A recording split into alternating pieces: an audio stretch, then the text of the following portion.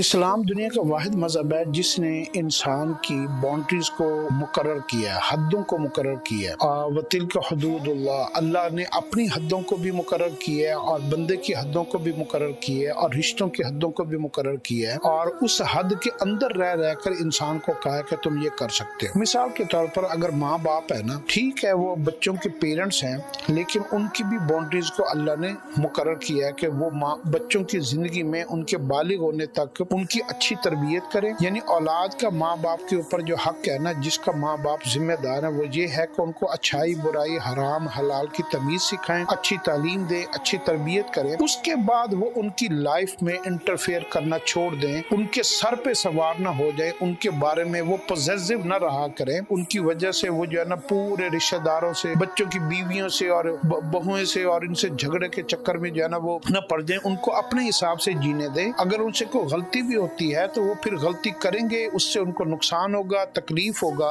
ہوگی تو وہ سیکھیں گے اور دوبارہ وہ غلطی سے بچیں گے۔ تو ماں باپ کی بھی حد کو مقرر کیا، بچوں کو بھی کہا کہ اگر ماں باپ اپنی زندگی میں اگر ایک خاص عمر کے بعد وہ ماں باپ کے فیصلوں میں نہ کودا کریں، اور ان کی زندگی میں اگر کوئی باپ دوسری شادی کر لیتا ہے اور ایک عورت کا خامد فوت ہو جاتا ہے، اس نے دوسری شادی کر لی ہے، تو ان کے ساتھ دشمنیاں بنا لینا، ماں باپ سے نفرتیں شروع کر لینا۔ ایک پیرنٹس غریب ہیں اور ان کے مالی حالات جو ہے نا کمزور ہیں، اور ان کے ساتھ ان کی نفرتیں بڑھ جانا کہ انہوں نے ہمارے لیے کیا کچھ نہیں ہے، تو یہ بچوں کی بھی باؤنڈریز اسلام نے مقرر کی ہیں، والدین کی بھی باؤنڈریز کی ہیں، رشتہ داروں کی بھی باؤنڈریز کی ہیں، حتیٰ کہ یہاں تک ہمیں حکم ہے کہ والدین جب دوپہر میں آرام کریں تو بچوں کو حکم ہے کہ وہ ان کے کمرے میں نہ جایا کریں، رات کو وہ ان کے کمرے میں بغیر اجازت کے نہ جایا کریں۔